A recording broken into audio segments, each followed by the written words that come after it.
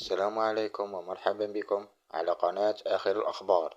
إن كنت من المشاهدين الجدد، لا تنسى الاشتراك بالقناة وتفعيل زر الجرس ليصلك كل جديد. شكرا. خبر عاجل: بعد تداول مقطع فيديو توقيف المعتدي على امرأة بالعاصمة، تمكنت مصالح أمن ولاية الجزائر ممثلة في فرقة الشرطة القضائية بأمن المقاطعة الإدارية سيدي محمد من توقيف شخص متورط في قضية اعتداء على امرأة بالعاصمة.